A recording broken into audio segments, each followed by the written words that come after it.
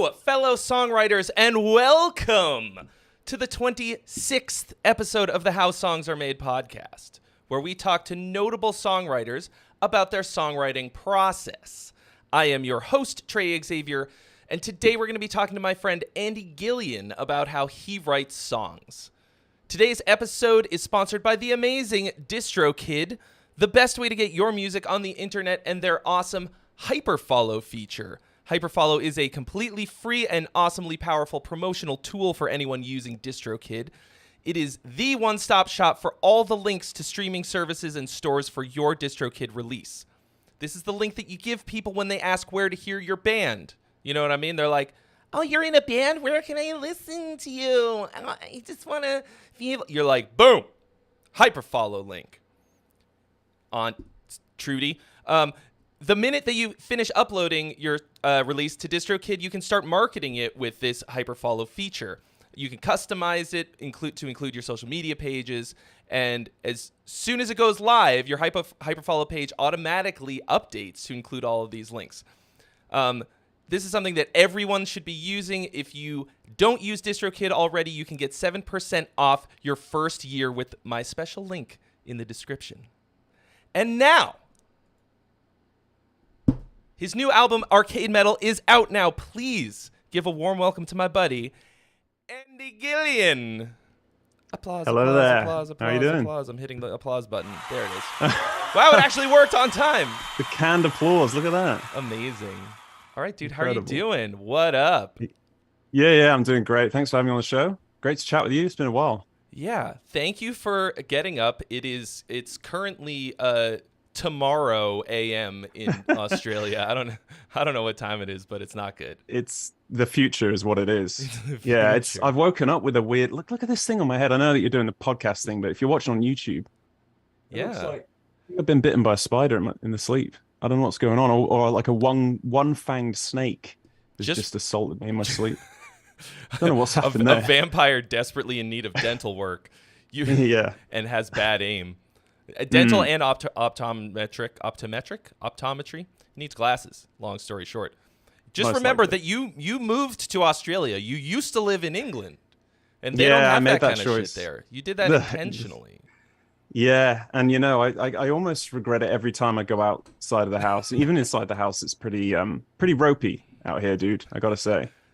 Well, yeah. it's extreme circumstances breed extreme music. Well, I And suppose. that's what you're out here making out there, I out back. suppose so. Yeah, and the time zone is bad enough, right? The time zone between here and the US. But it's even made worse because we're trying to arrange this. The clocks went backwards yesterday.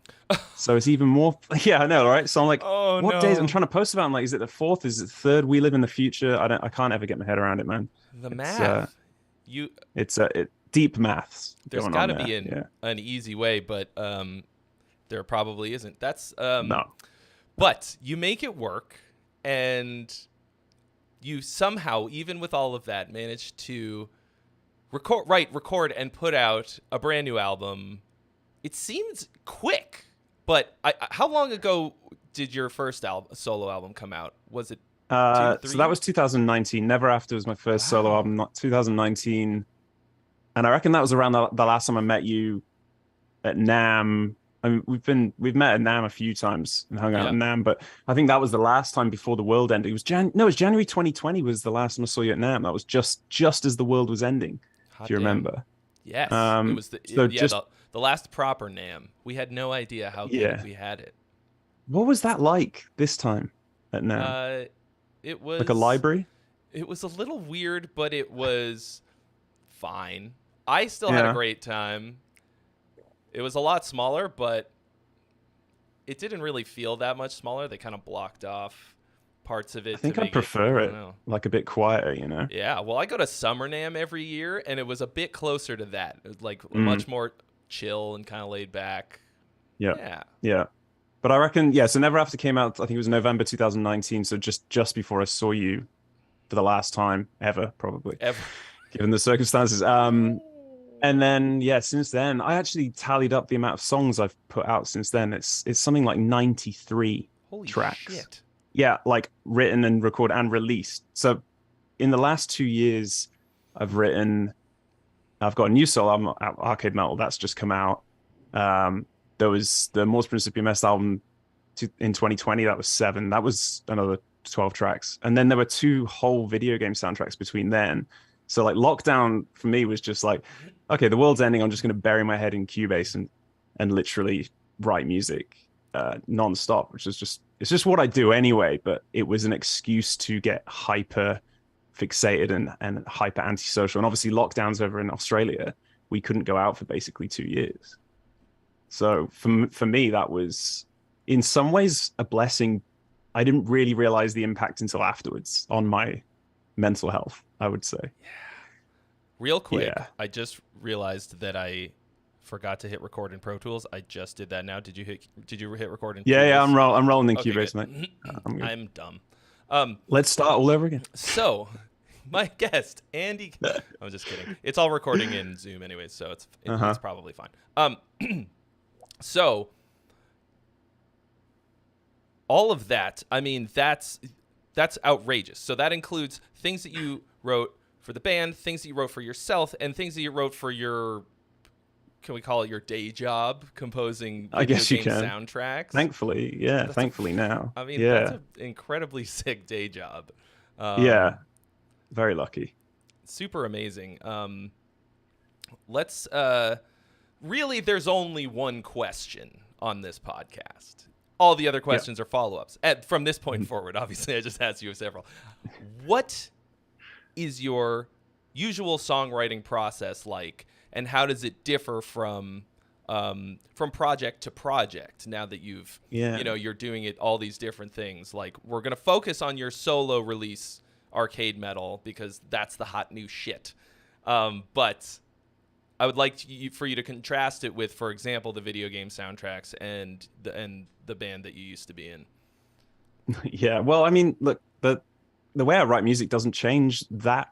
It's not that different from project to project. Obviously, there are differences in who I work with, but the approach generally is the same, and that is that I like to have a few different projects on at the same time and rotate them. That's one way to avoid writer's block, which I wanted to bring up for anyone who's listening. Is a way to avoid that for me is to rotate projects so that you're always fresh. So if you're writing a metal album and that starts to get stale and you're like, I can't write that same riff over and over again, what do I do? Lucky for me, I've got like a orchestral thing I'm writing for a video game, and then I can just go to that, and then you always kind of stay in a fresh mindset. And then the new album I've just done, Arcade Metal, is just like is video game inspired. It's so different. A lot of it is soundscaping, chiptune, and synthwave, and all kinds of crazy stuff that you wouldn't find on an album like Never After. You wouldn't find on a Mors Principium Est record. You wouldn't find on the video game soundtracks that I'm currently doing, which are basically orchestral. So that keeps things fresh. But really, honestly, dude, it's just waiting for inspiration to strike and then getting the phone out and just singing like an absolute idiot into my phone. That's how it's done. That is, I could play something probably right now. I could just find something on my phone and play it, and it would just be me just singing nonsensically into my phone. And those ideas, I reckon there's a really good track. I think it's probably like 50% rate of things getting used that go into that phone. That's high. Yeah, it's high. Yeah. So I wait for that light bulb moment. I wait for that moment to strike. I'm not someone who's, I used to, I guess, like any guitarist would sit there and write riffs with their guitar at a computer, but now I'm like, I just wait, because I know the real gems are going to come, naturally, and they're going to hit me, and I'm going to go, oh my God, what was that? And then run to the phone. And then, and the great thing about rotating 3 different albums at the same time is the waiting time for that isn't 3 years. It's like, it's divided between projects. So you're always getting those light bulb moments where you're just like, oh my God, that riff, that idea, that flute, it could be anything. That flugelhorn needs to go in. So, you're not at your instrument. It's just running through your head, and you hear it, and you just, you got to sing it out generally. Yeah, absolutely. I used to write with my guitar in my hand, and now it's just becoming increasingly rare to do that. And I think it's because I hear these days, I just hear everything in one. Like I'll hear like it's almost like I hear the finished mix in one thing. The drums, the orchestra, the guitars, the bass, everything is already there when I hear the idea. Now that's difficult when I have to sing all that into my phone in one go. So like I'll be like, then the drums are like, and then the guitar's like, da-da, and then there's this like, there's a for some reason a man playing a bugle over here, and it's crazy. It's not possible really to convey that, and sometimes you do reach the limitation of you play it back, and it is just a garbled mess, which it requires like a scientist to try and pick apart to understand what you were actually. There's times where I've written something I know it was good, and I cannot translate it afterwards. It's like listening to another language, which is a real shame. That's hard. It's hard. Yeah. You hear it, you know how good it will be when you get it out of your brain into the DAW, but it's so hard to do. Imagine if we were actually hooked up to Cubase, like, or Pro Tools or whatever you use, whichever DAW, like in your head, like they're talking about like these Google glasses or whatever, where you can just constantly be as if we're not already constantly like tied to social media and stuff. Can you imagine just always being hooked up to that? I don't want that shit. But then again, if I had the DAW in my head and I could just write MIDI, plug in, like honestly, will. just plug, like a MIDI cable into the back of my head, like Neo from the Matrix, so I could just map that shit out. Because this is another thing we talked about. How do I songwriting for me has not changed. It's the phone now, and it was when I worked like a 9 to 5. My first ever job, I was like 18. I was running to the toilet in the building, and I would just sit on the toilet with my phone singing into my phone. But sometimes when I couldn't wait to do that, the riff was so good, I'd get little post-it notes out and I would try and write melodies or riffs out. But instead of like, it's difficult to convey that with a pen and paper without writing. Like, I wasn't writing sheet music, I was writing lines and hoping I could interpret the intervals later. So if the gap was like quite big, I'd just hope that I remember that was a fourth or whatever. And so you just get these like little mini tabs I'd write out, and I'd get home and I'd look at it and I'd just go, what the hell was that riff? I've lost it. Sometimes I'd get it. It's never changed. The madness has never changed. That drive though, that need Absolutely to get it out in whatever way possible. That to me is the sign that somebody's got the bug. Like it's you can't. Most people, I think the average person maybe could write things like hear ideas, musical ideas in their head, and just be like like it's that like gotta get it out. That it's cool and unique and original, and just like the urgency, the panic of I have to get this down. Yeah. It's pure panic. Is the right word. It's total madness. And I remember reading, I saw like an interview with a British comedian called Lee Evans, and he summed it up really well. He was saying, they were asking, how do you put together an entire stand-up comedy performance?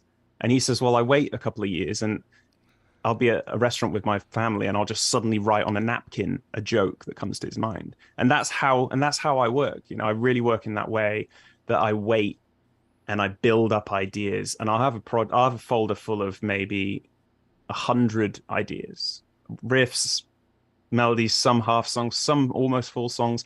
And then recently I've, tried to tame the madness and the ADHD and all that stuff of just put it into a spreadsheet. And what's really important for me is to really try and label that stuff. So whatever feeling it gave me, I label that. So I say like, okay, this song is called Riff A, November 21.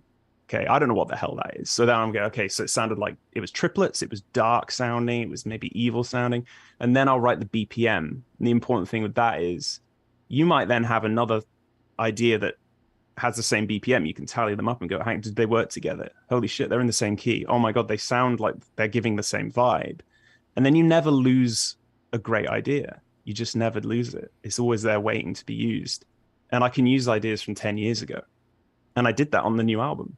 There's stuff that I wrote, I think 10 years ago on that album.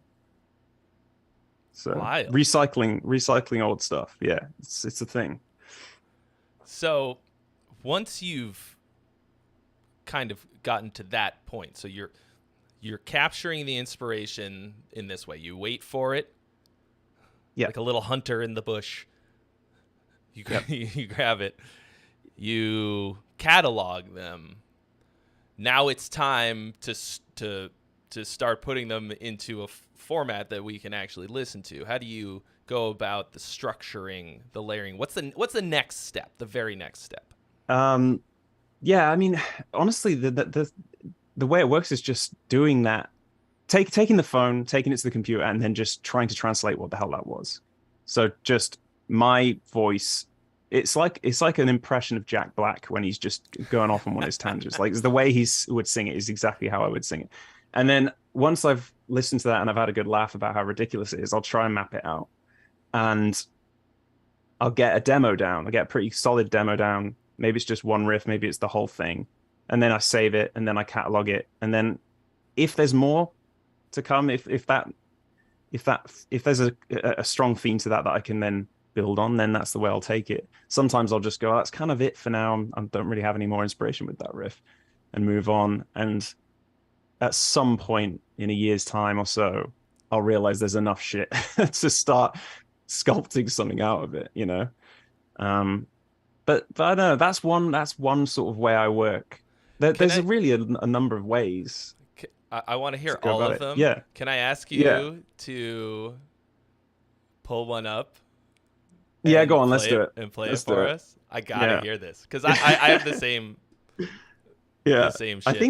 I think these days a lot of people do this. I've definitely been doing this pretty much my whole life. Let me see. I have no idea what you're gonna hear. I've turned the volume up. Let's go for it.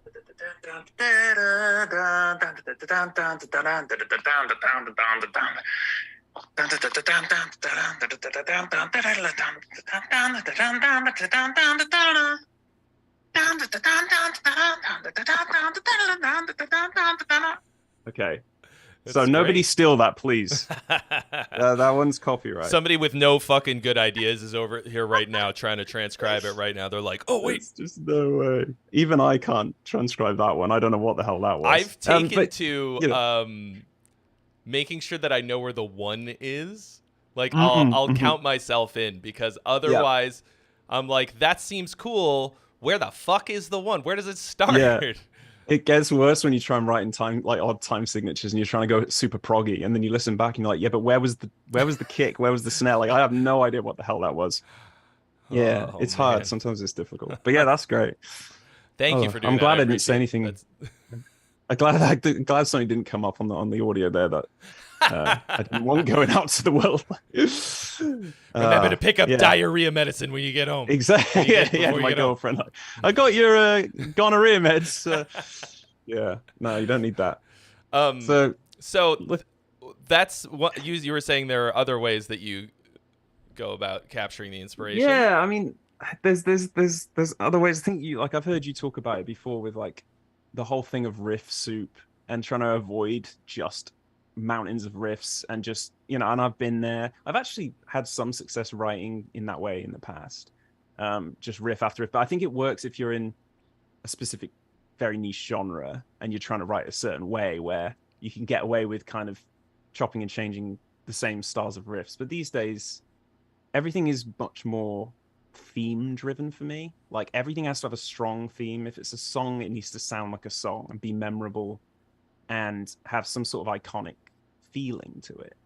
And I feel like these days I'm driven more by the vibe of a song than anything else. I'm not ever thinking about theory. I know like you touch on theory and stuff, and that's cool. Like everyone's got their own way of working. Like for me, I understand enough theory to get by, but I don't start with that. And I very rarely think about it. Honestly, it kind of just comes from the heart. But something I think that's where I store the theory. Yeah, right. In the heart. Yeah. Theory is stored in. Exactly. It's got to be in there. Something. It can't be in the brain. There's no way. Yeah, like you can't. Theory's awesome, but you can't use it to write a song. People think that it's gonna they're gonna learn all the rules and all of a sudden they're gonna be able to write something. But it's just for me, it's just like it's a tool to figure out when something is fucked more than anything else. If I hear something and it sounds shitty, I'm like, Why is that? The, What's the, going on? Oh, that's because I did that dumb thing, and then yeah, but yeah. I mean, but that yeah, makes sense. You're trying to make sense of the notes that are pouring out of your mouth or your into your phone or whatever. You're trying to make sense of what you're doing, and that it comes down to, like, I think way back theory was, people don't realize, like, theory was made to understand the music that composers were writing. right. And they, it was written out, it was like so that they can write it down as well. So like monks are writing all these hymns and stuff down so that they could remember it. And it's a way to translate music to scripture in a way. So, Yeah. I don't rely on it all that often, but then again, I think I have a good understanding internally anyway. I've got my own ways of expressing those things. So like, I just know it from the feeling it gives me. But all my stuff is quite emotionally driven. It's finding a voice for that song, and I think I'm much more songwriting wise these days. I get much more inspiration visually as well, which is interesting, like from video games or films. Just when I'm not distracted, I'll see something or hear something, and suddenly I'm just flooded with inspiration. I think we're all so busy these days that it's important to, like, if I don't have, and I don't have, we don't have downtime because we're constantly social mediaing or video editing. I'm telling you, it's like 95% of my job now. It sucks. It's ridiculous. I've And that outsourced takes that away. shit because I just Yeah, don't. You know what I mean? I need to. I mean, that's probably the first thing I'm gonna outsource if I can kind of warrant doing it financially. But it sucks the life out of me time wise in the way that a 9 to 5 job used to. And if I don't have time to reflect, because I find that I only really write great stuff now when I travel or if I am watching a movie, because that's the only time I'm not constantly distracted by something. And then suddenly the ideas are allowed to come. Wow. So yeah, it's that's when the inspiration hits me, is when I'm not really trying. And that's something that's interesting to me. So People are trying, and it's like, just stop trying and just kind of let it happen. yeah, stop trying. Let it happen. But on that same sort of token, you're doing, like I said, part of it is for a job. You have to deliver these video game tracks, I presume, in some kind of a timely manner. Do you ever just have to sit down and burn something out, even if you're not feeling inspired? Yeah, I mean, you do have that, and I can find inspiration. I can push through it, but for me, it's more like that's why the rotating thing is so great, because you never have to get bogged down in one project like that. So, but then there are deadlines. There are deadlines, and there are projects that just require even guest solos, man. Like, guest solo comes through, suddenly you've got 10 to do, and you're like, oh my god, I need to do something. And maybe you don't have the idea right there, but it'll come to you eventually.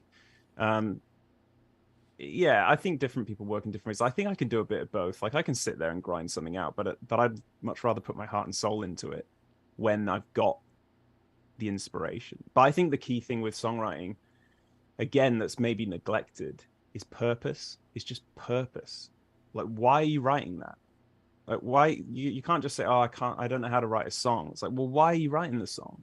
Are you writing it for someone? Are you writing it? What's the meaning behind the notes? There might not be lyrics, but there's always meaning behind the notes I play. And like, melody is the most important thing to me. And telling a story, like, I'm a storyteller, and I consider myself a storyteller with music, and that's why writing with a concept or a story in mind is so important to me now. I realize that. And in a band situation, so let's say back when I was writing in a band, it was more like maybe the lyrics were kind of often an afterthought, which is a shame. And I feel like having an idea and a story and a concept in mind makes you go, okay, we need to feel this. So how do I convey that feeling? Well, if I play these notes, it makes me feel like this. And you can search for those intervals that make you feel that way. And often that melody is lyrical. For me, certainly is. So yeah. Let's talk about developing the ideas that you've captured. The first step, of course, is to have some source material. Do you have any kind of insight into your process for turning those ideas into the story that you want to tell? Yeah, it's difficult to really even imagine the process when you're out of it, I think. But for me, I guess I just try to become that music in a weird way. So I don't know if you feel the same way, Trey, because we put out a lot of stupid videos.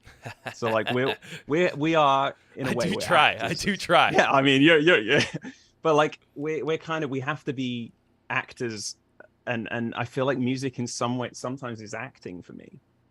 And what I mean is, I don't mean that it's like disingenuous. I mean that it's so fun. I get the same buzz writing a certain genre. It's like putting on a costume for me sometimes, and like being like, okay, I need to become this character. And it really does become that way, because if I write some really evil, sad piece, or I feel like I become a villain for that day, it really like takes over me. I think you'd be a great villain if I ever get a chance to cast. Please, I can be the British villain, the classic British villain. You got to put me in something, Trey. But because you're so nice, for the majority of whatever it is, we're gonna think that you're on my side. But then we find out that you're the bad guy. That's and deep. Then you turn. I like that. There's a story arc developing now already. That feels based good. solely on the way that you talk. We'll explore it. We'll explore it together, mate. Yeah, I don't know where. Developing ideas. I guess. Yeah, just some like, well. So you have to be in the right mindset no matter what. Otherwise, it probably isn't gonna turn out quite the way that you want it to, or the feeling will be difficult to get across. But like when you're actually structuring out the songs, let's say for arcade metal, for some songs on that, like, you actually have a few little like interludes in there where they're super short, just little like things that sound like video game stuff. Yeah, something that you'd hear at the end of when you beat the levels, anything like that. So, but how are you thinking about the longer ones when you're structuring them out? Is there, maybe give us an example of one of the songs and how you sort of decided what parts were going to go where? Are you structuring them basically like in a pop format with verses and choruses kind of, or is it something longer than that? And so it depends if I've got more of a story in mind. But with that particular album, I think let's stick with the new album Arcade Metal then. So I'll think of it as I'm playing a level on a video game. So because it's a video game inspired album. So like the latest single 1988, which it has quite an obvious structure to it in a way. It's not as obvious as a pop song, but it's there. There's clearly a verse. There's like a verse B. Let's say like it's like a second version of the verse. Then there's this big obvious intro which becomes the big theme of the song, which closes with as well. So there's lots of like recurring moments. It's not like a linear song that doesn't repeat. I want it to sound memorable and iconic and have this recurring theme. So I think going back to the theme, that's super important for me to bring back ideas in different ways and to create that voice for the song. So when people hear it, they go, it's this song. Because there are albums out there that you just could listen to any minute of the album and it's like, that's the riff, that's a cool riff, and they're all the same. That's the riff soup thing, right? It's like everything is just riff, and they could be great riffs. There's some great albums out there with great riffs all over the place, but if I can take that riff from song 2 and stick it in song 7 and do that for every riff, what is the point?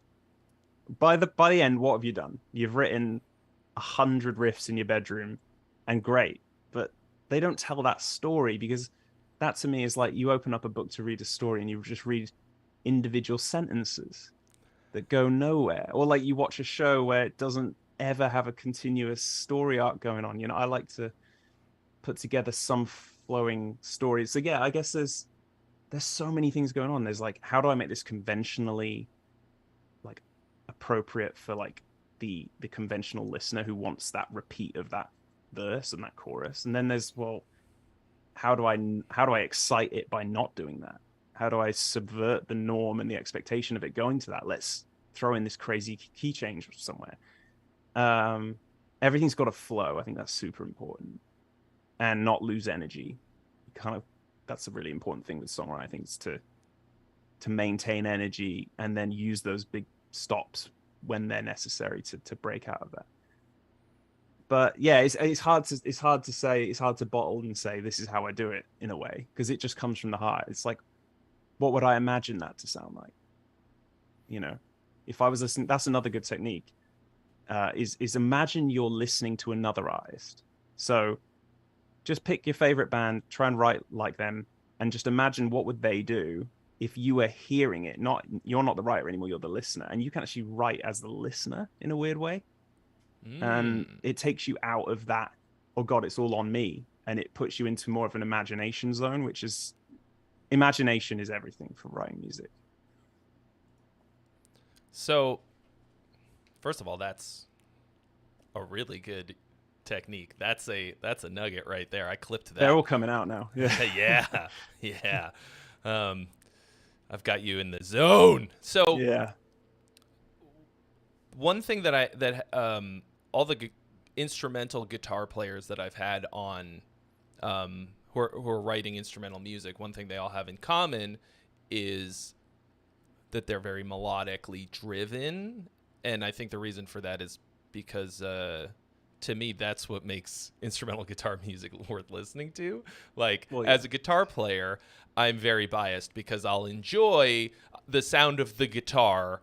I just love the guitar, but then you think like, okay, well, is this listenable on another level to people who just maybe don't play the guitar or care or whatever? They just want to hear something that's cool. So it's all of your music, especially on this album, is extremely melodically driven. Do you have a particular way that you're thinking about the melody specifically when you come up with an idea? Is there anything that you're doing consciously to sort of develop a melody throughout a song? Do you do like any kind of trickery? I've noticed a couple times throughout some of the songs, for example, you will play the same melody in a different key. Like you'll take it and transpose it or modulate it and play it again.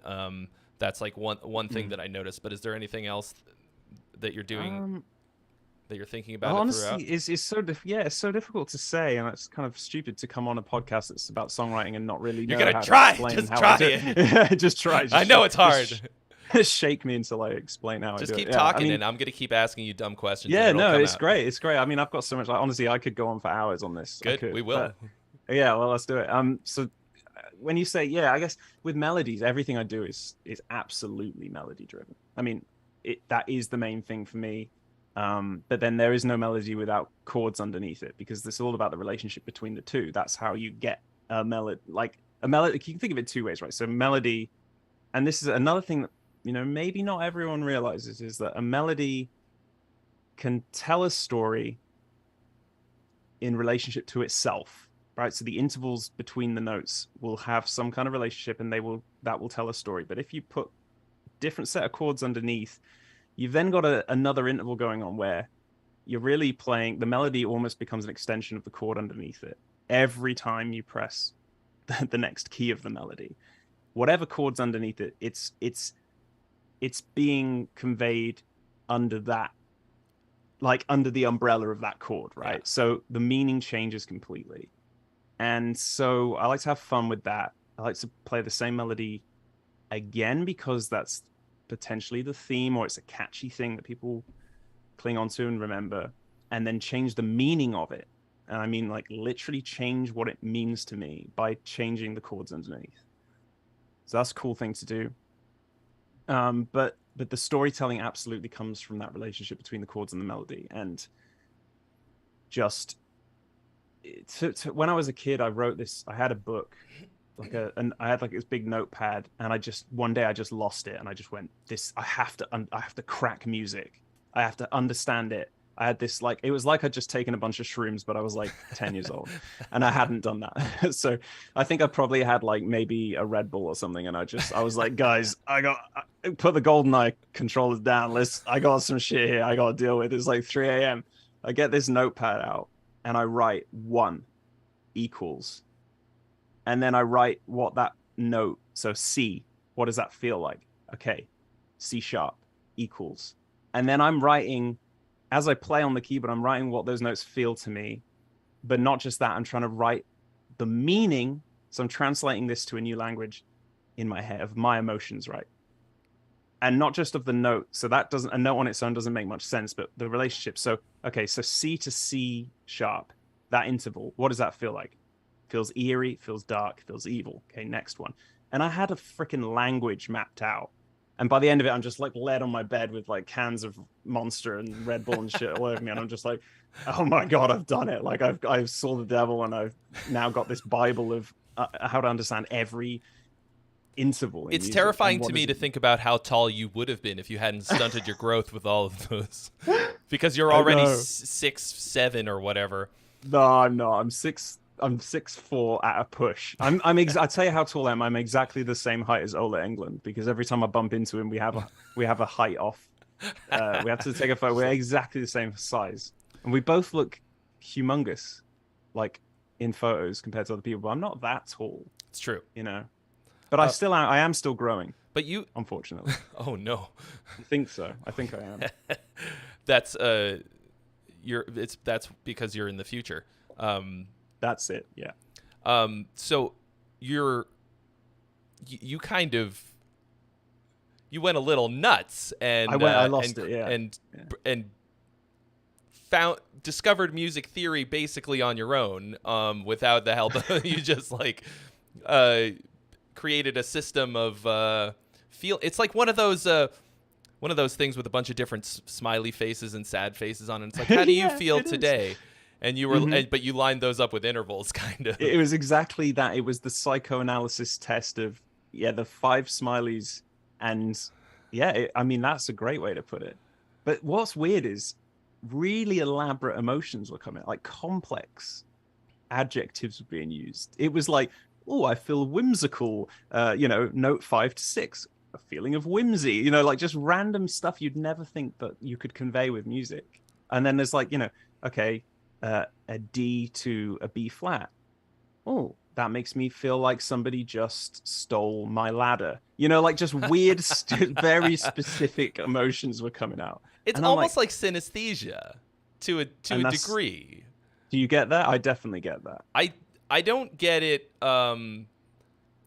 really, but if you think about it, the fact that these different collections of vibrations could kind of permeate the brain membrane into the feelings part, like that, it doesn't really make any sense.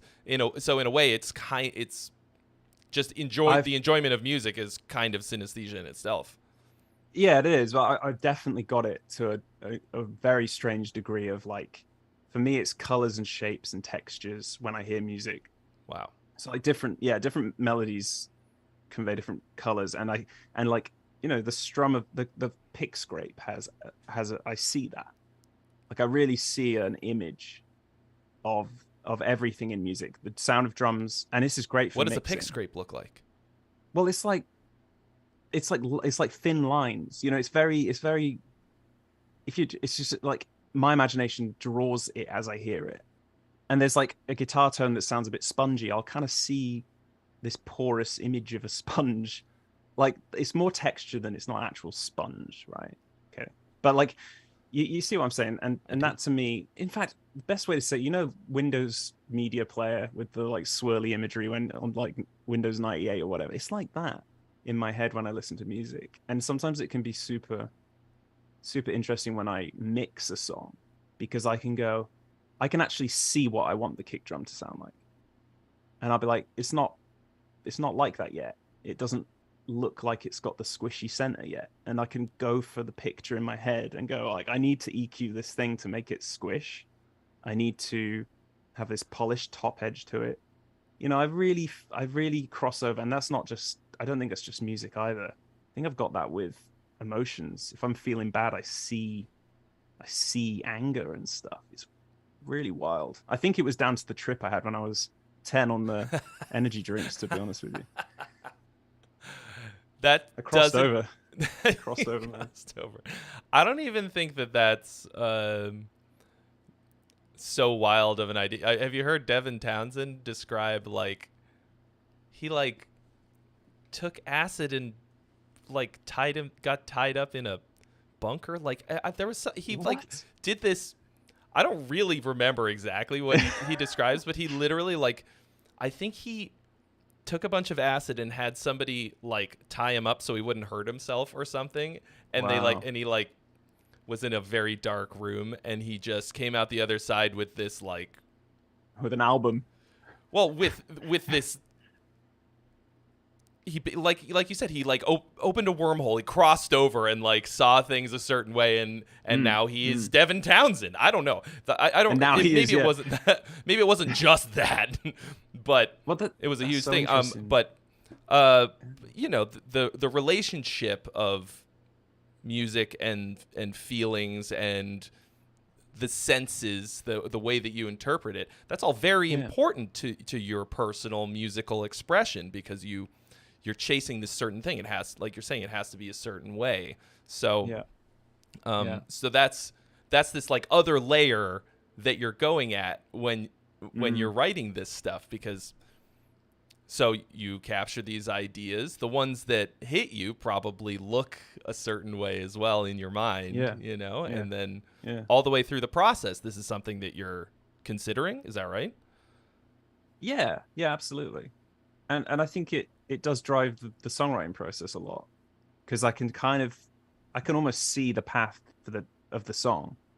Like if I think of one of my songs now, if you say, "Oh, describe a song," like when I was earlier, I saw the Cubase file, and in that I saw it's like a tapestry of notes and stuff as well. So I kind of saw what I remembered those things to be, and that image wouldn't make sense to anyone else, but to me, it has a lot of meaning. That's how I categorize it in my head, and I do the same with music. I have a language that I understand music in, and it isn't necessarily the norm. It isn't the way that other people do. And I think that's just as a very young kid listening to music every night when I went to sleep. Music was my best friend. Music was there for me when I needed music. And that my relationship with music is like, it's my best friend. But it's also a curse, because I can't ever shut off. I can't ever stop thinking about music.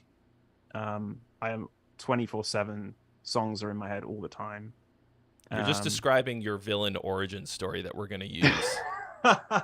There it is. It's what would I'd be a man driven mad by music, quite literally. That is the story of my life, I think.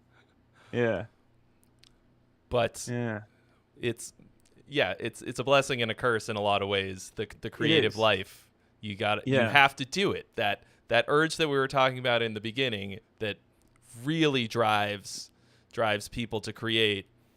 It also brings with it a lot of anxiety and things like that. Absolutely. But absolutely.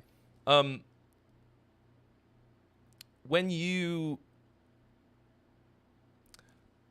let's see, that I guess that's a pretty interesting revelation, that how much of your decision making in the songwriting process is driven by this thing that you're talking about. You're trying to achieve a very particular sound and feeling.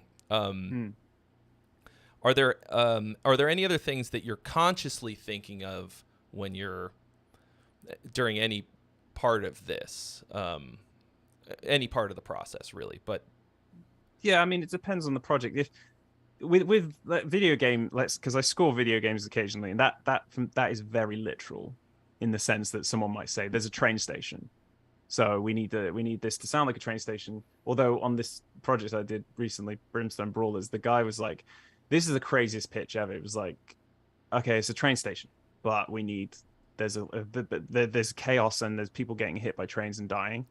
Okay, so I'm like, okay, so it needs to be super action theme. And he's like, "Yeah, but then there's this sweet English girl, like pretty young girl, and so she needs a theme." I'm like, "Okay, that's not going to work, but like, see what we can do there. And then he's like, but in her bag there's a Cthulhu that comes out with tentacles everywhere. And I'm like, okay. And then what's next? You know, like how can you possibly write that? But I somehow did. And I like the challenge of writing literally as well. So it's like, you know, I might put in the sound effect of, I might put in like maybe the xylophone sounds like it's the train announcement, ding ding ding. You know, the next train to Paddington is at this time. So I've got that going on in the theme of the music. I've got this action-packed thing, and then suddenly we'll cut to the girls' theme, and then that's maybe we take a clarinet and we do something a bit sweet and soft and nice, and then suddenly this monster comes out of a bag, and I need to write this other thing. So that's literal, and that helps inspire me. And I've started to do that more. I've started to kind of create that story myself. So with Never After, that was my first solo album, 2019. It was like, let's create an entire story and let's make it so open that anything can happen. There's a girl and she's lost her mother, so she's, you know, there's a big weight of emotion tying to all the melodies. And then let's come up with a theme. Let's come up with that melody that keeps recurring throughout the whole album in different ways. And then let's write a story. So maybe she's panicking and she's running through a dark wood in this scene, so now we need to write that. And that aids, that drives, that directs me, you know. And that gives so much more meaning to those notes. So if anyone's writing music and just going, I just don't know where to start, write a concept, write a story, or write, even if it's just one song, imagine something, even if it happened to you, and use those emotions to write that. So yeah, you can absolutely write literally, and use that as a guide. Yeah. Sounds like maybe you were the perfect person to do that wild pitch, because if you get that very particular feeling for hearing, like when thinking about certain things and certain sounds, you know what's gonna hit and what's not, like what sounds like I those guess things so. that are described. So that's pretty cool. That sounds like the gift part of the blessing and the curse. That's the gift part. The conversely, staying up all night thinking about how to write the perfect piece for a Cthulhu monster coming out of a lady's bag is another thing. So it goes hand in hand. But I think as creatives, and you can probably attest to this, you know, we're pretty strange people in, you know, deep down, and it probably shows at the best of times. But also, you know, like for me, insomnia, being kept awake, thinking of music, thinking of stress and the anxieties in my life, and anxiety is a common theme in my life, and you know, bits of depression, dipping in and out of depression, different things like that. And you know, with Never After, the story was perfect because it was like it was someone who was feeling all these emotions, and the insomnia thing led perfectly into this story of she's going into a dream world. So she falls asleep, she doesn't want to wake up, she wants to find her mother in this dream world. And it's like suddenly, you know, it just resonated so much with me, and it was just endless possibilities. Let's explore that world and those emotions, what's she feeling. And but yeah, it's a blessing and a curse. But I think every creative is, you know, just a mess inside, and but that's the beauty that comes out of it, is what we create, you know. It's a beautiful thing. Yeah. And so let's see. Let's talk about the sorts of sounds and things that you've got on Arcade Metal. So you write a lot of orchestral sort of sounding things for some of your other projects. Arcade Metal has a lot of synths on it, a lot of really cool synth sounds on there. And it seems like that, you know, fits the theme, of course, like a lot of video game types of sounds and stuff. How do you think about those and the sort of ancillary layers of things that are going into the song? Anything that's not the guitar, bass, drums stuff. Yeah, it's super fun. Like that project was so fun, and I think it was just everything I did for Never After in terms of orchestration was like, okay, let's build an orchestra of just chiptune and synths and can that be done? Can I do it? Really? So, of course, it can be done. I didn't have that much experience in doing that. Like building my own synth patches and all that stuff. So it was a wild ride for me for sure. But yeah, but it was very much like sound design for a lot of it, which was so interesting. So this is where the lines get blurred between writing music, designing sound, and mixing, because I was mixing it as I went to at the same time, because I couldn't help but do that. I was just like, this album particularly is not going to work with this many things unless I know it can work. I can't write 40 layers of synths and then expect the guitar to be okay at the end. Like, I'm going to still hear the guitar. Well, no, I need to actually carve out a hole for that guitar now. Otherwise, I'll never know. So a lot of the way I was mixing, stopping to mix, which became, the whole thing became more like less about recording riffs and more about like sound designs. Even the guitar became a tool in the same way as the synths in a way, which was really, really cool. But yeah, it was just like, again, I go back to the idea of a theme and a vibe being more important in songwriting than really anything else. Because I don't know, do you find this, Trey, that like you can listen to genres of music that are not metal, and as long as you can listen to any genre, right? And there'll be a song that's good in that genre because it'll have a vibe. So there's songs I wouldn't even want to mention on this podcast that I listen to. I wouldn't dare tell you some of the artists I listen to. I have no guilty pleasures. You'll Yeah, never right, embarrass great. yourself. That's My favorite song from be. last year was "Build a Bitch" by Bella Thorne. Okay, excellent. Hands down. Well, Happy to yeah. admit So it's like some songs almost negate the need for like musical prowess, and Bella we're all Porch. like, Sorry, it's Bella Porch. Sorry, go ahead. okay, but so yeah, so I'm there like thinking, what makes a good song? Because when I was a teenager, what made a good song to me was like how many notes it is, how difficult it is to play. It's got to be super hard to play. It's got to be super impressive. It's got to be like a Mozart, symphony with guitar, and that's the only thing that can possibly impress me because I'm a prog snob and all that stuff. And then I realized that, but then why can I listen to an Oasis song? And it's like, because it transports me back to when I was a kid and I listened to Oasis. How can I still listen to Michael Jackson? Because Michael Jackson to me is the greatest artist of all time. No one has moved me musically the way he has. No one's ever had that much passion and emotion in their music as Michael Jackson. So to me, he didn't write symphonies.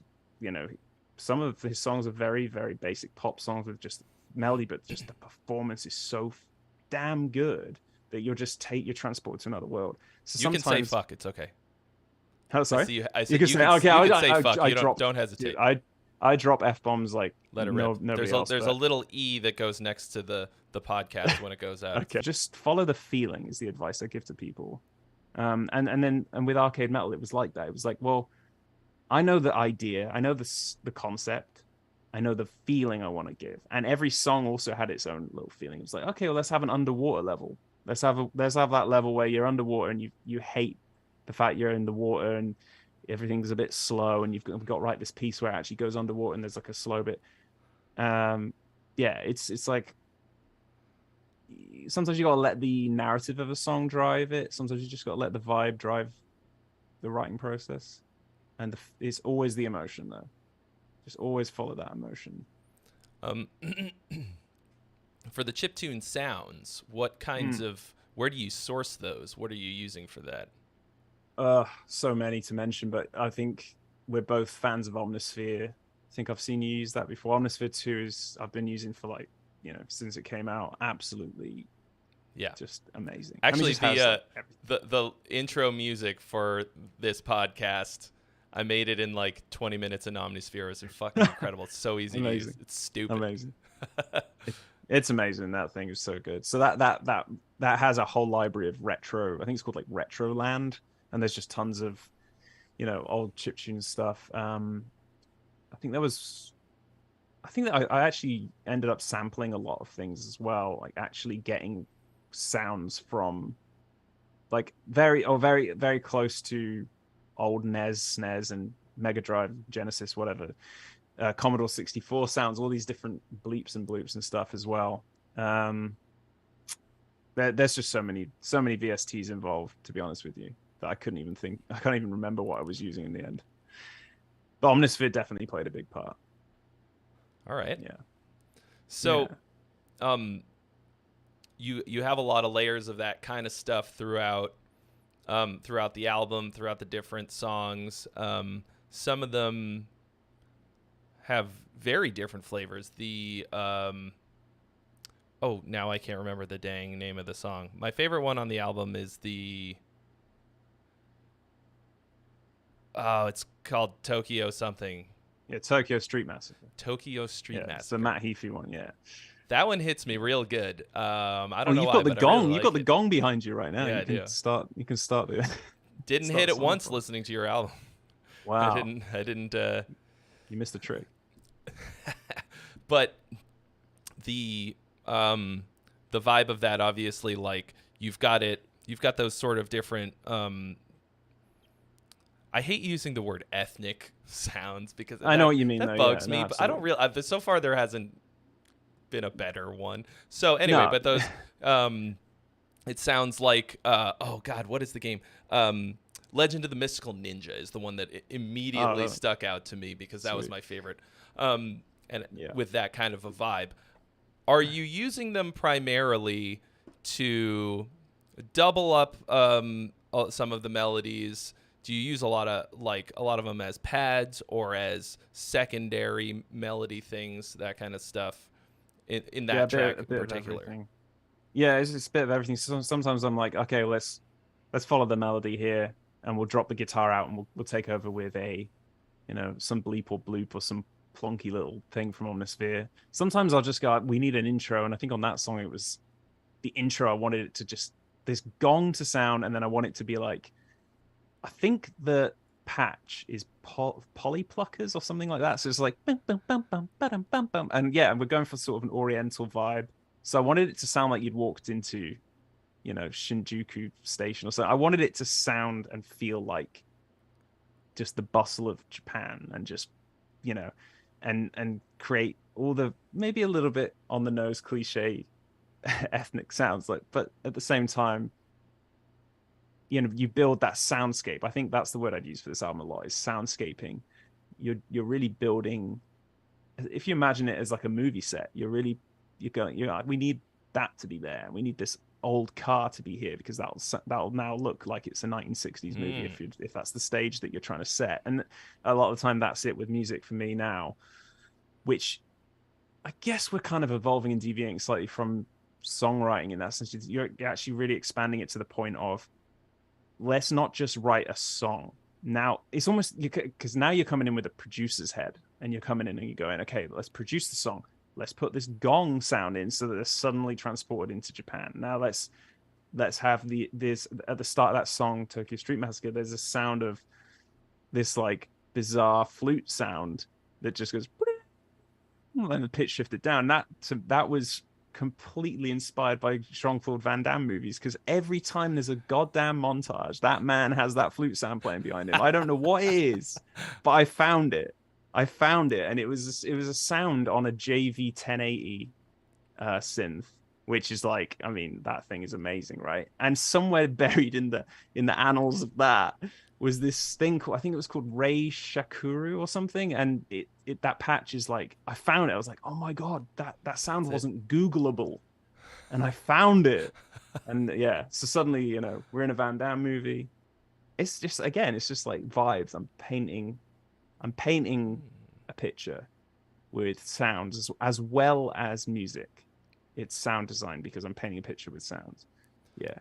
Well, so transporting someone to a certain time or place or feeling is as important as the melody sometimes. And transporting yourself there first. Like it sounds like your part of it is just setting the tone of it so that the things that you create will make sense in that context. Like Absolutely. You can write a great melody that you think is going to work anywhere, but in a very specific context like that, it might not make any goddamn sense at all. Yeah. I mean, it wouldn't make sense for me to go into, there's certain scales you wouldn't use. You wouldn't, there's certain modes and stuff that you play in because the feeling is there and it's represented by those notes that you're playing. And yeah, I feel like it goes back to the whole thing I said about acting. It's like putting on that costume. I wouldn't walk onto a movie set of a gangster movie in the 1920s if wearing a spacesuit. It ain't gonna happen. Right. So you've got to become the song, and you've got to immerse yourself in the feeling before you really start. And again, when I go back to what I said about a technique of going, okay, let's say I love Sylosis. I want to sound like Sylosis. So how do I write a Sylosis song? Well, so listening to Sylosis, immersing yourself in that, and then going, okay, what's the feeling? And then writing like them. Sometimes that can help. Something like that can help. You can just put the Sylosis costume on and be like, now I sound like them. But you don't obviously want to sound exactly like a band, but sometimes that's how you start off. Sometimes it's imitating your heroes. Sometimes it takes that to find your own sound. I think most people start off as some version of a clone of their favorite whatever. Like I just imitated Dream Theater for years and years. Yeah. But you picked a hard one, didn't you? You didn't pick an easy one. No, I did not. So many years, I'll never get back.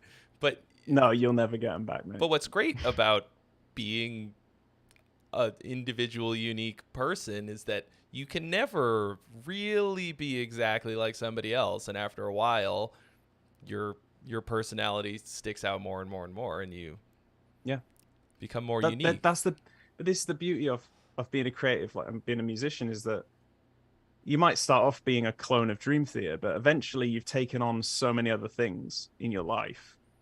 And the more broad your search and quest for music is, and the more genres and bands you listen to, the more you take on. You're like this sponge just soaking up all these ideas. And then I think the way it is whatever really made an impact with you emotionally is what you then try to convey again. So you're giving back to the world. It's like a sieve, everything goes into a funnel. We absorb it. And then as a composer, I'll go, what really made me, and this is completely subconscious. I'm not actually thinking, God, what note did Michael Jackson sing on that song to make me go, God, that felt good. Like it's just, that. And sometimes you'll do an interval from a song. You go, that sounds familiar. Oh yeah, that's that. But they don't own that.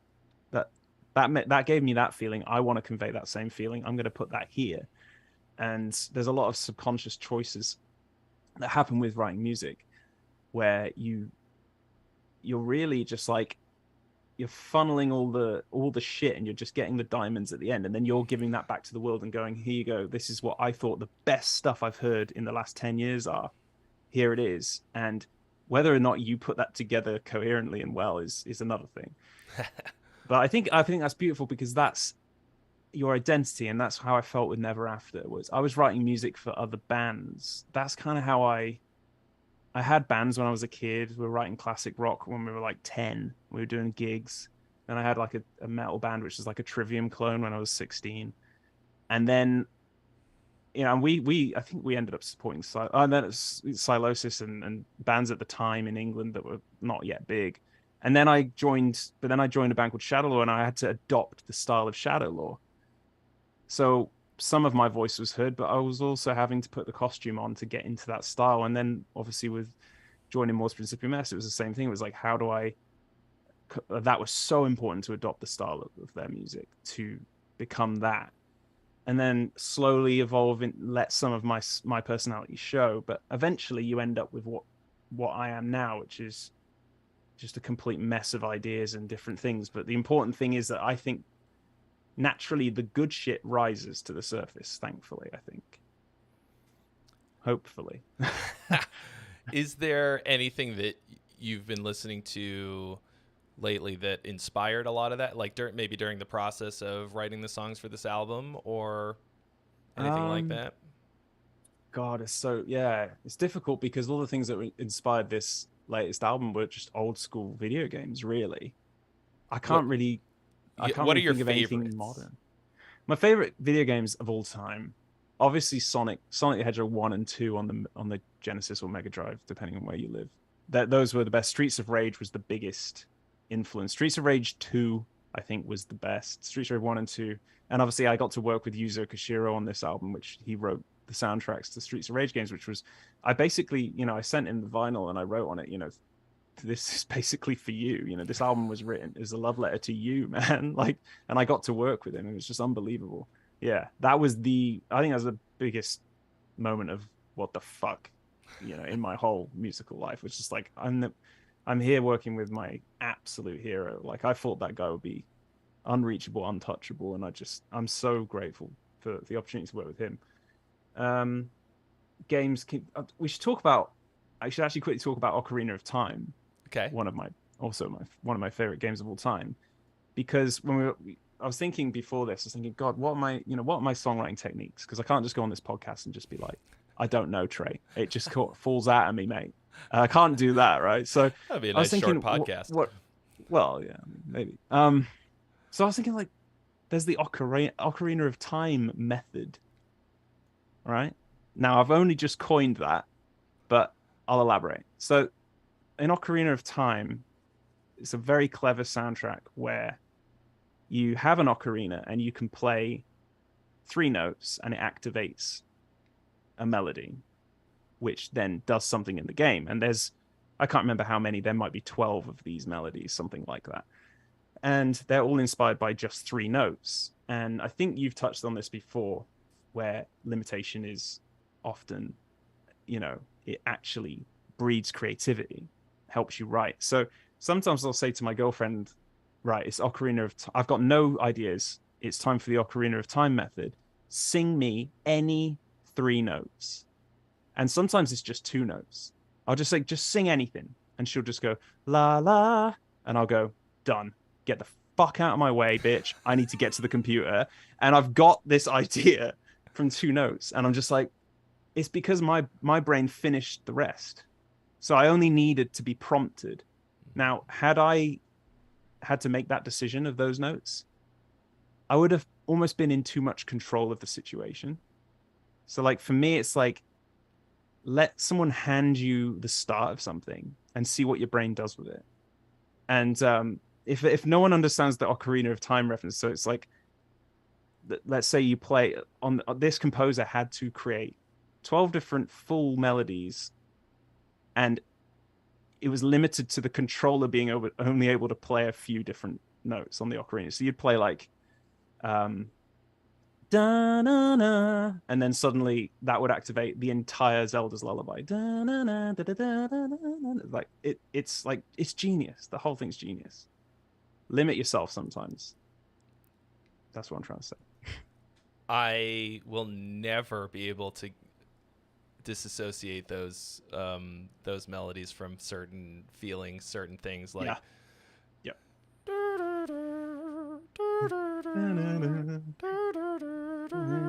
like yeah that the horse is coming. Yeah, like, the horse is coming. You can hear it galloping. You can hear it galloping through the fields, or Yeah. whatever. And that's very powerful. I like that method a lot. The Ocarina of Time method. And your poor girlfriend is the ocarina. She is. And she gets absolutely thrown to the other side of the room when I'm, steamrolling past her to get to Cubase in time. You're like, put on your helmet and pads. And put on your helmet and pads. We're going for another one. Sing the note. And she's like shaking as she sings because she knows what's coming. Yeah. Look, I'm just waiting for tomorrow. I'll wake up and you'll have a video. Trey Xavier with the Ocarina of Time method is just completely ripped my idea. It's coming. I can feel it. I'll give you credit. We'll do that one together. I can be the villain. I can be Ganondorf or whatever on that one. He's not. I don't think he's British, but I could do a British Ganondorf for you. Why not? Who's gonna stop you? I mean, do we even know what his voice actually sounds like? It's usually just like. Yeah, it's exactly that. Exactly. Yeah, we can just take some liberties on that one, mate.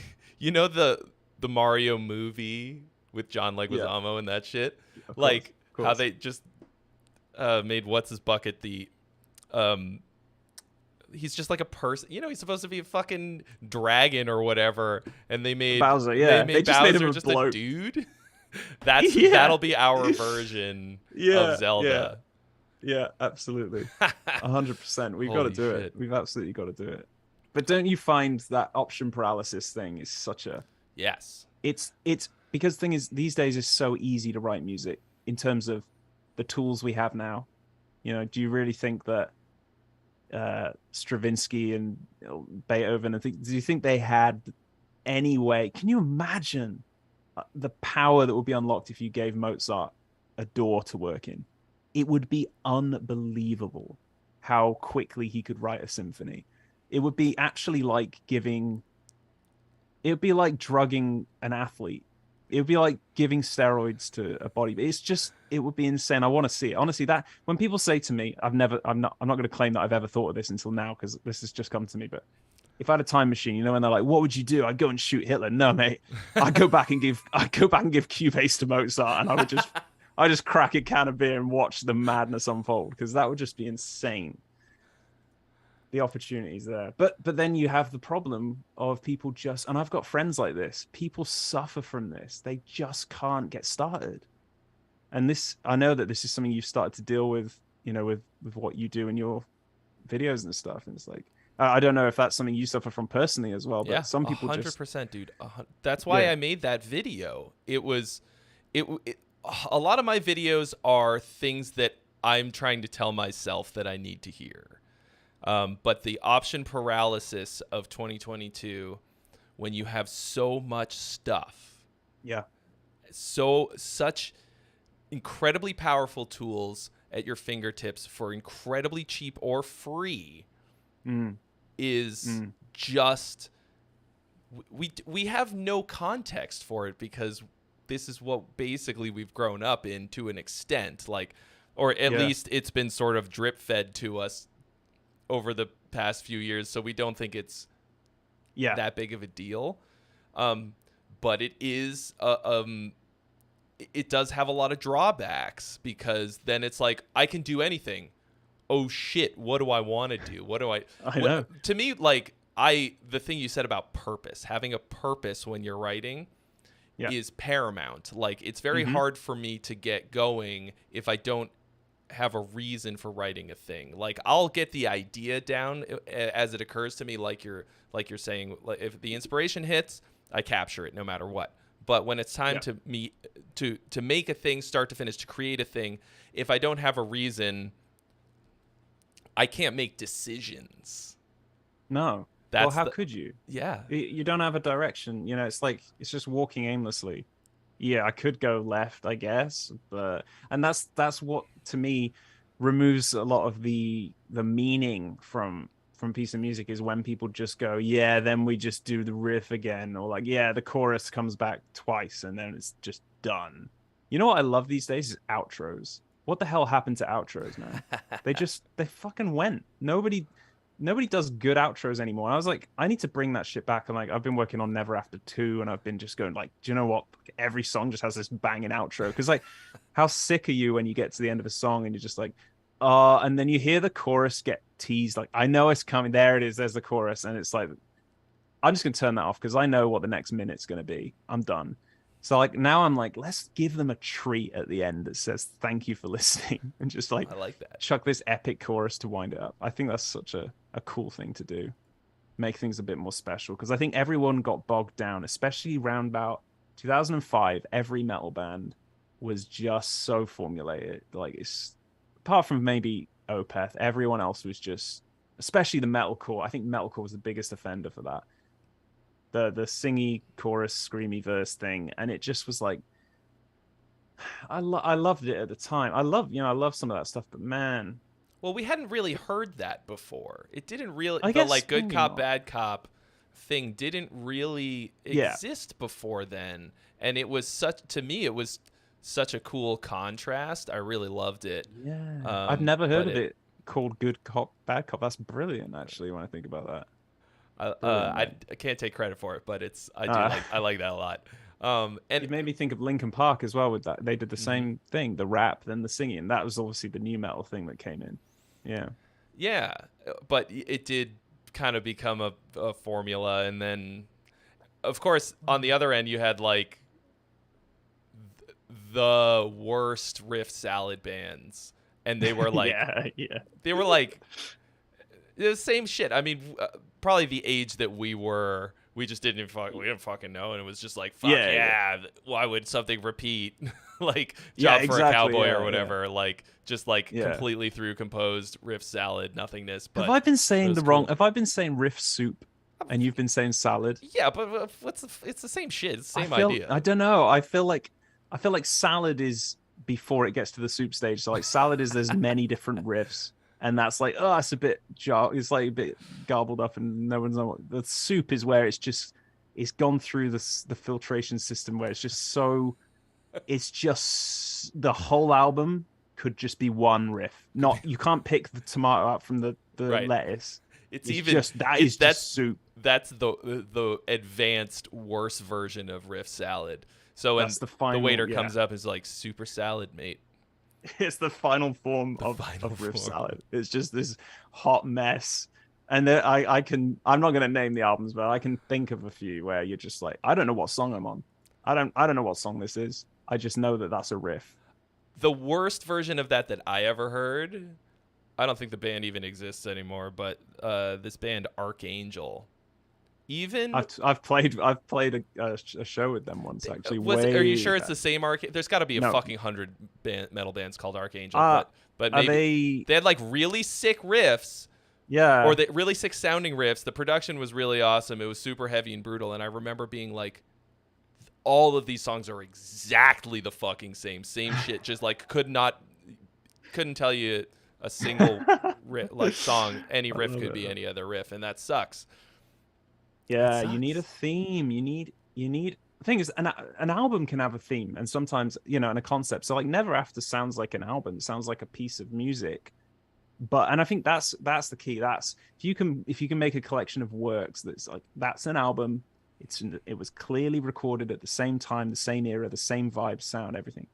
But it's a journey that you're happy to stop on any song and know what song that is, and know where you are and picture something.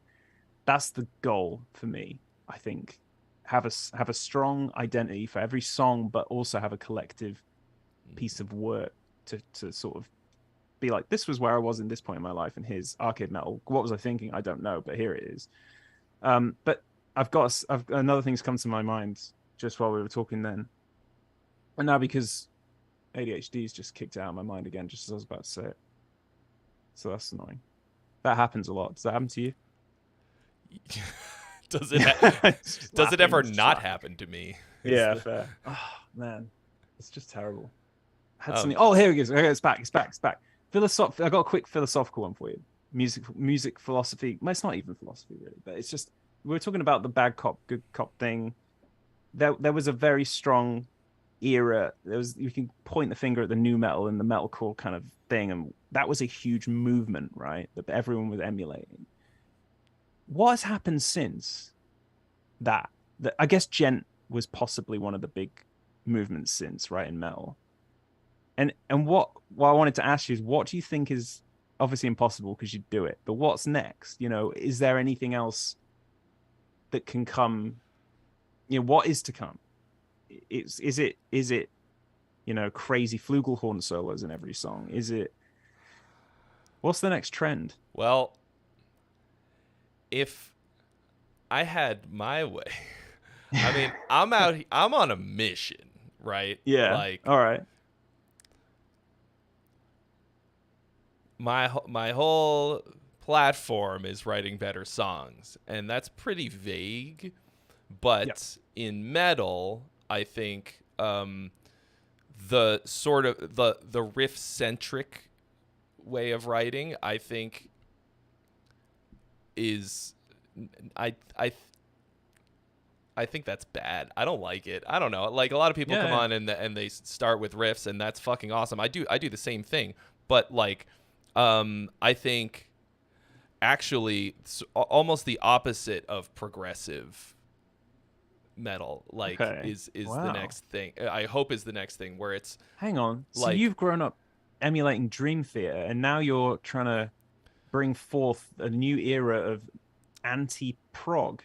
Not so much anti-prog in the sense of, I don't know, it getting rid of the bad parts of prog that have cropped up recently, like the riff salad is a bad version of prog. Okay, great prog, truly great prog, Dream Theater, Transatlantic.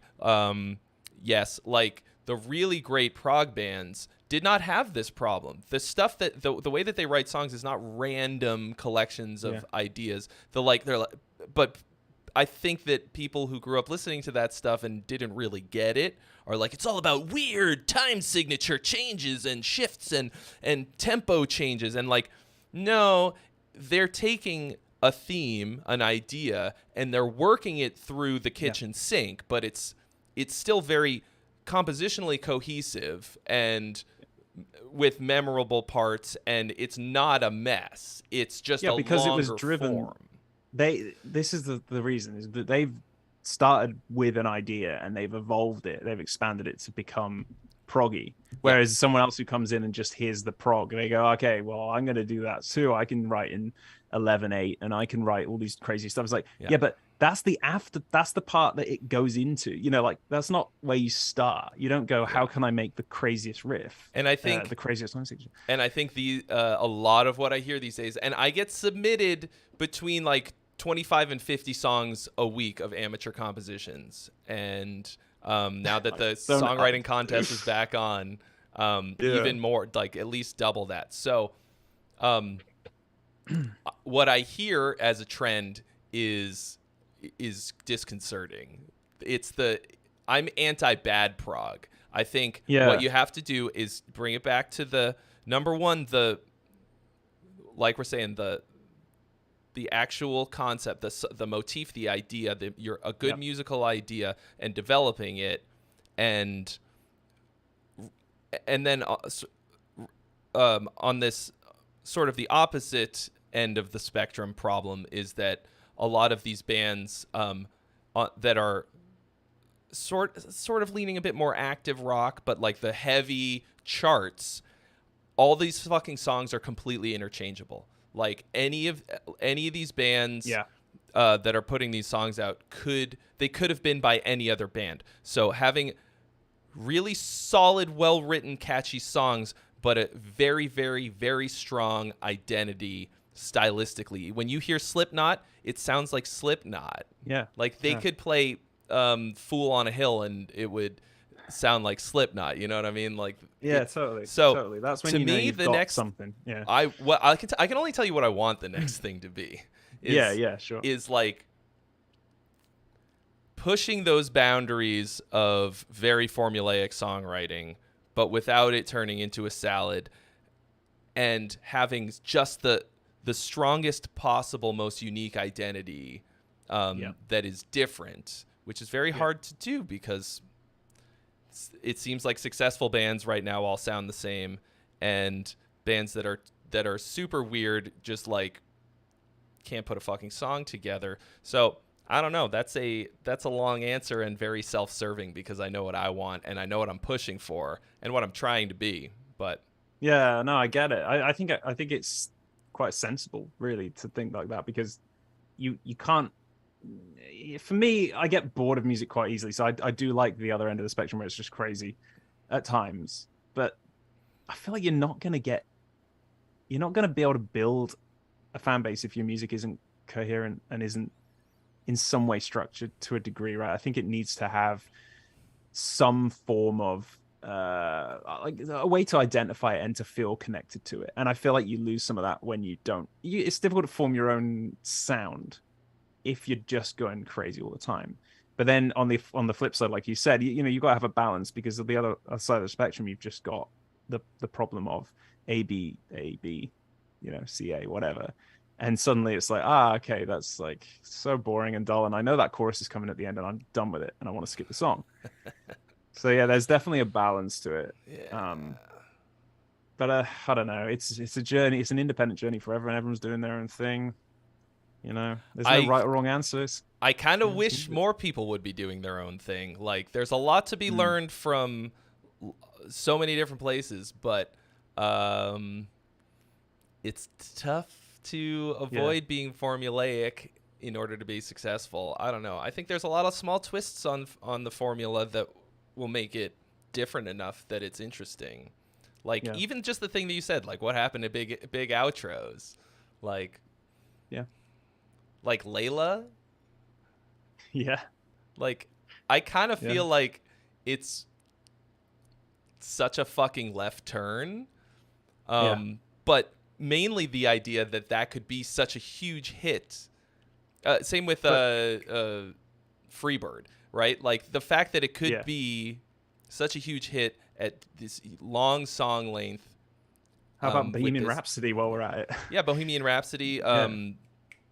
Hey Jude. Like, the big ride out at the end is awesome, especially in a live context. And it's tough, a lot of 3-minute songs hitting the mark, like, but who knows? We might credit you for bringing him back. Maybe I could be the guy. The outro guy. Is this song gonna have a GILLION on it? But the problem with that, guys, what do you think? GILLION this? GILLION out to the all right. The problem with that, though, Trey, is that no one will know until the very end of the song. So they'll be like, "Do you like this song?" I don't know yet. Wait until the end. Oh yeah, I had a GILLION outro. That's my jam. Like, that doesn't actually, that doesn't flow cohesively through the song. So it doesn't quite work, does it? But the thing you mentioned, Layla. Then Layla for me was about the weird key change to every verse, so it drops down into the verse again, like this disappointing, weird. As a kid, when I heard that, I was like, "What?" And I started to really enjoy the way music could turn my stomach in that way, and like it can, you feel it, like you're just like, kind of pulls the rug. What? It does, and I've tried to do that more in my writing, and I think Dream Theater are really good at those chord changes. With Dream Theater, they are clearly bored of music. They're clearly at the point where they're just like, "Oh, come, let's just go to this random fucking chord here," and like sometimes it just hits you in the feels, and you're just like, "Please give me more of that. Please just give me." Everyone loves a twist, in a movie. Everyone loves that twist, and I try to do that more on like the more proggy songs. I try to go, let's make them feel utter despair. Let's do this and just U-turn that shit. And I love playing with the emotion of the listener, even when I haven't even finished the song yet. Like, I know my idea is how that listener is gonna feel and react, and I enjoy twisting that emotion. But I think I am the listener too, right? I'm listening to my own song as I write. So one thing, if I haven't drilled that point home enough in this podcast, I would say, as a songwriter, put on the hat of being the listener when you write. Be your own listener. Be the audience. Imagine it. Imagine if you just put the headphones on and press play, and it's someone else. What do you want to hear next? And let let the decisions come from what you actually want to hear. I think that's super important. Otherwise, you're just relying on, this other band did that thing, so we're going to do it. That's not you. Mic drop. That's it. Boom. Yeah, I always tell people that you're your own first audience, no matter what. You're the first person who gets to hear the song. Yeah. But that thing you said about like chord changes turning your stomach or whatever, it's kind of amazing that we have that power as songwriters. Like, you are literally reaching through your DAW out the speaker and into someone's ear, into someone's gut, and like through the ear down into that is a fucking magic spell. Like, we're over here casting turned stomach. I like that. Yeah, turned stomach. I love the idea that because music is magic to me. We are like casting a spell in a way. We are making someone. I love that we have that power, and also I don't take that power lightly either. Like, I'm not trying to be like, the responsibility of having that, but also at the same time I do. Like, I think with the small amount of listeners I am grateful enough to have, I want to create something amazing for them. I really want to wow people, and I want to give them something that they're going to really enjoy. Imagine just writing those boring riffs. Imagine if your band was one of those bands that just did the riff salad thing. Like, are you guys really enjoying what you do? Like, honestly, would you listen to that? Like, what do you want to hear? Try and impress yourself. That's the goal, I think. If you can impress yourself, chances are someone else is going to feel something to the music you're making. So you're considering the audience quite a bit as you're making these decisions. I think so, but I think it's the same way that you kind of you try and be the best version of yourself in a way. Like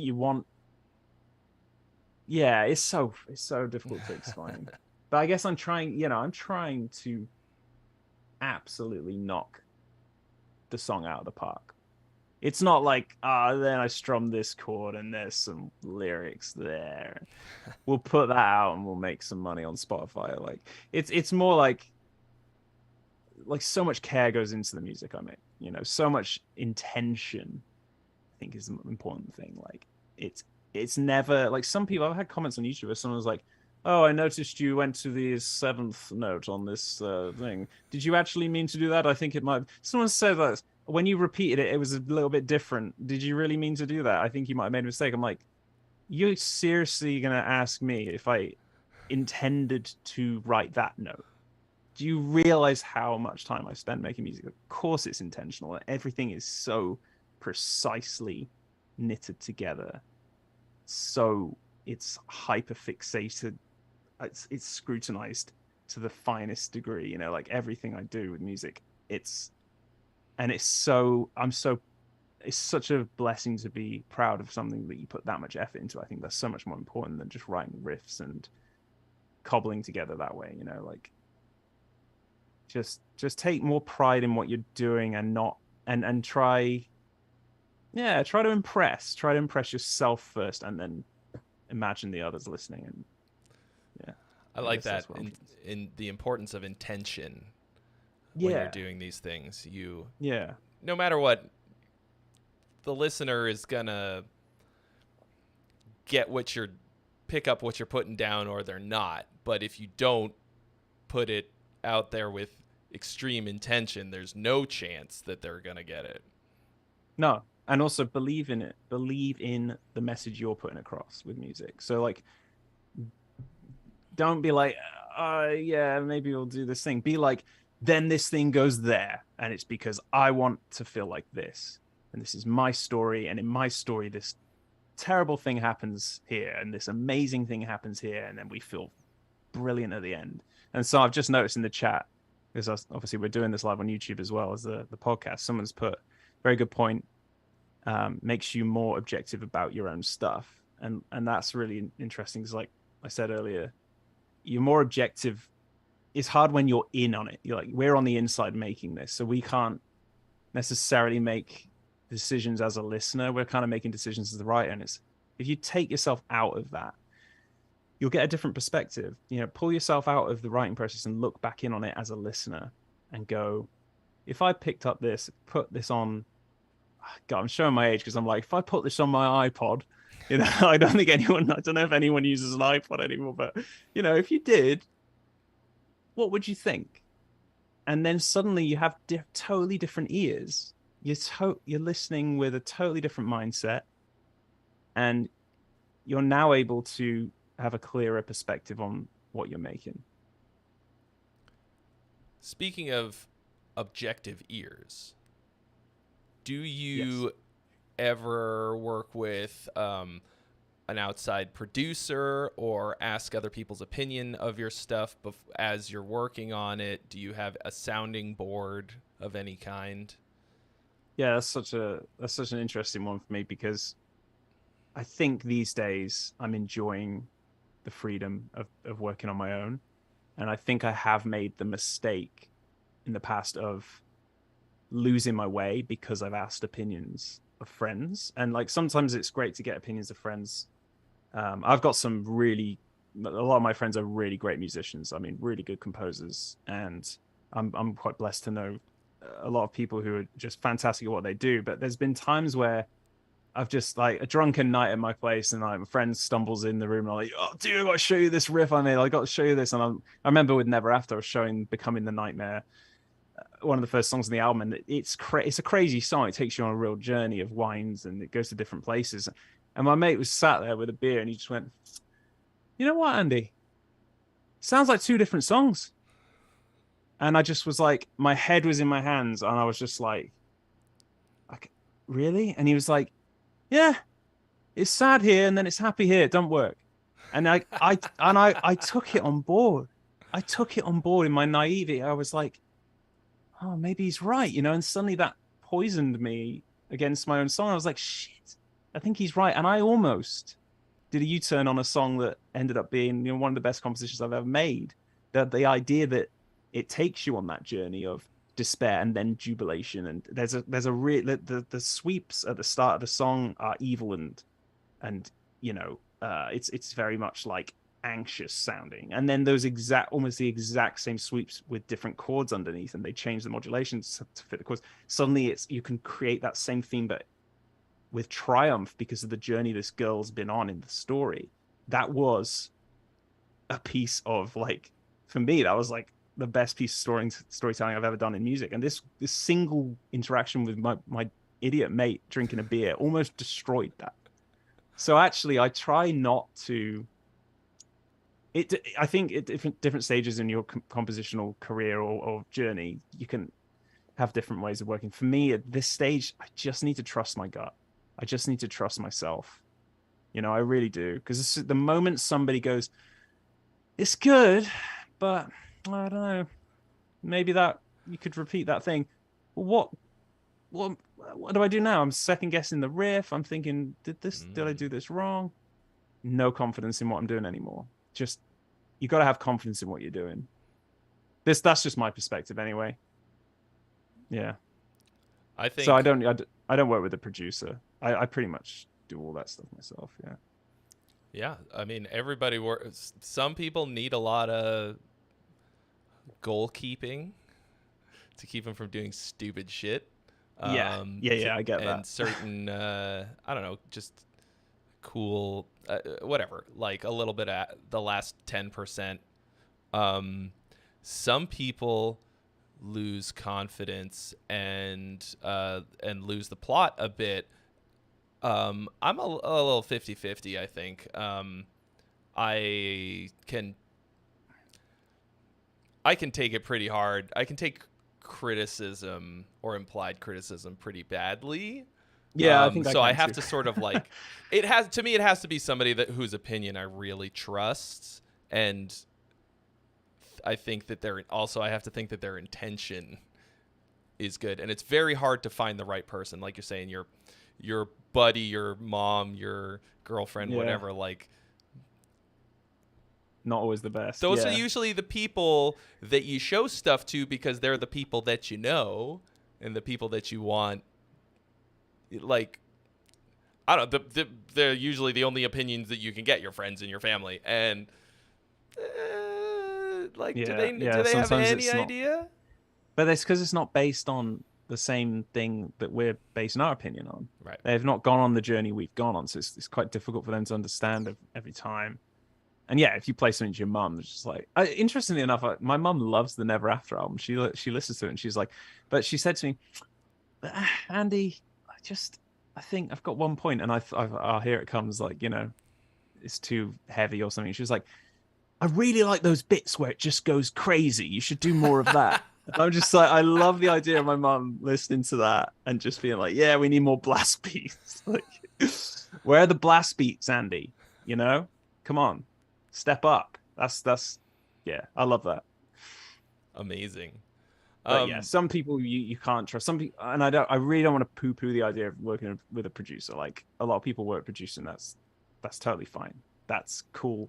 I think some producers do excellent work with bands, and I think some bands really do, like, they have great stuff, and a producer just goes, let's just move this here, here's here. Do you really want to do this? Okay, let's do that. And suddenly I cut that song, and that's your album. And suddenly it's like, oh damn, that that job is there for a reason. Yeah. But yeah, I guess I try and do all that shit myself. It's just a big old mess in here. But the job gets done somehow, I guess. I don't know. I think it sounds a bit more, I don't know, cut and dry than maybe it seems to you, or not. I think like everything's just become one cut thing and dry, now but yeah, for me. it's unified. It's just homogenized into this one crazy thing. It's like writing a song is mixing to me now. It's producing. It's pre-production is happening all the time, even during the production, and everything is one. And I like that, but I also understand that it's some cases for some people that might not be the best approach, because if you can't get started on a song, you definitely don't want to be tweaking your guitar tone during the song. You definitely don't want to be spending 10 hours coming up with a demo drum sound.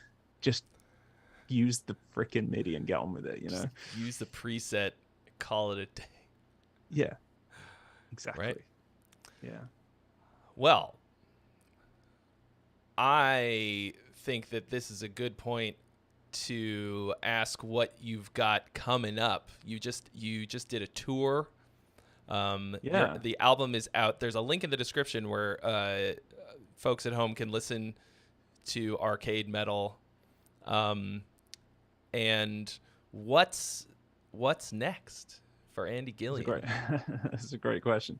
It's been such an intense couple of years. Like, I just did my first solo tour, which was unbelievable, in Australia, supporting Bellacore and my friends in Orpheus Omega. That was just an unbelievable tour. And just to go on as a solo act and take that album out, like I never thought that album would be played live. So that was super cool to do that. And yeah, so that's done. The album's out. So now I'm kind of like, okay, I'm almost about to drop dead from fatigue. So I think I'm gonna possibly take a break, go see my family in the UK, because I haven't seen them since lockdown. I think it's been 3.5 years since I've seen my family. So I need to go do that. Your mom's and then hopefully waiting for the blast beats. Yeah, my mom's just there. Bring the blast beats in like, person. Yeah, she's shaking her finger going, not enough blast beats. It's been 3.5 years. Come on. So I do need to deliver some blast beats to my mother. And then yeah, hopefully I come back stronger, because honestly, this last couple of years have pretty much squeezed the life out of me. I think some great stuff's come out of me, but also, you know, there's some serious damage, dude.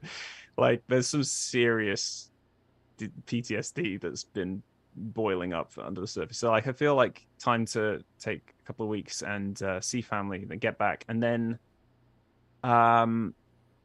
dude, I want to do some more tutorial stuff. I've got Never After 2 is like 60% done. So that's something. I also have a Melodies album that I pretty much have done. I've written, I just haven't recorded it. I'm going to try and do some vocals on it as well for the first time. So that's interesting. So there's 2 albums there that are basically in the works, almost ready to pop. And then, yeah, and I might well see you in NAMM in January, maybe. Hell yeah. Time. Well, you won't see me sweet. in January at NAMM because it's in April this year. But what? If you really? come in January, you can still hang out. All right. Well, I'll just wander around the exhibition center. They moved it to April, really? Yeah, because it was at last year. It was at the time that Summer NAMM usually happened, but it was still in Anaheim. And now they're kind of splitting the difference, I think. I think it's April. I should check. Are they combining the 2 again? So it's both? I think so. Instead of doing both, it will be just one in April. Is that what you're saying? I think so. I'm pretty sure. Okay. Just, maybe check on it before you book your plane tickets. That's for sure, yeah. But yes, that would be, either way, seeing you here in the United States at whatever month for whatever reason would be great. Also... you have a very active Patreon where people can come and support you and see and get a bunch of cool extra stuff. There's an exclusive vlog every month. It's like 45 minutes long of what I've got to every month. You can only get that on Patreon. We write songs together. We didn't really touch on that. I wanted to going a tiny bit on that, but like just to summarize that, very interesting to write music with a crowd of people watching, which we do every month on Patreon as well, which is insane. And a little bit daunting, honestly. And I think, you might know a bit about that from what you do, but yeah, like writing privately in my bedroom versus then going on a stream and just having no ideas and going, let's write a song. Totally different way of working and kind of super cool. In fact, a lot of Never After 2 has been written this way. Oh, wow. So it's very cool experience because everyone gets to hear everything, all the ideas from start to finish. So and you're getting viewer sourced ideas and things. Yeah, absolutely. People are chipping in ideas. Someone's shouting, "Let's have more bassoon." Some other person is shouting, "Let's have less bassoon." I mean, it's crazy. It's the fights that go on in these chats. I tell you, my mum's in there. More blast beats. She's typing away more. So yeah, no, it's fantastic. It's an amazing community. Very proud of the Patreon community. So thanks for pointing that one out. Hell yeah. Yeah, and I hope you're well, dude. I hope we can catch up in person soon. Yeah, it'd be great. A lot of this. Hey, dude, how you been? Oh, no, yeah, no bad, mate. A lot of swinging of dead ferrets. Yeah. Well, dude, congratulations on your very prolific output. Arcade Metal is awesome. If you out there in the world have not heard it yet, you definitely should listen. There's some music videos that you can source the usual way by searching. I don't need to give you a link, but and thank you so much for taking the time to talk to us about your process and about all of just your whole musical philosophy and what you're doing, what you're up to. It's totally awesome to hear. I love doing these. And hopefully we can chat again soon. Yeah, absolute pleasure, dude. We'll do it again soon. All right, my dude. I will catch you on the flippy floppy. Catch you soon, buddy. Bye, dude. Bye. Cheers. Oh, I got to turn the other way now. All right, everybody. Thank you so much for watching. Huge thanks to DistroKid for sponsoring this episode. Be sure to check the link in the description for 7% off your first year of DistroKid. It's always super fun to do these. So great that I was able to hang out with my buddy Andy GILLION on this. I've known him for a very long time. Ultra cool dude, great guitar player, awesome musician. Like I said, link to Arcade Metal, which you can see right here in the description as well. And as always, you'll be able to hear this as along with all the other episodes that we've done as an audio podcast. Soon, if you go to howsongsaremade.podcast.com, you can see all the previous episodes as well and listen to those, or just find How Songs Are Made podcast on your favorite podcast supplier, be it Apple or Spotify or whatever. Really appreciate all of you hanging out on these. I do them every week. I should look and see who's coming up next week for a number of reasons. Number one, I should probably know. Oh, next week, we've got Lorna Shore. All ashore who's Lorna Shore on the podcast next week. So it's same bat time, same bat channel, 12 p.m. PST every week, just about. I'll be here, and hopefully you will too. So catch you all on the flippy floppy. Stay squishy. Bye-bye.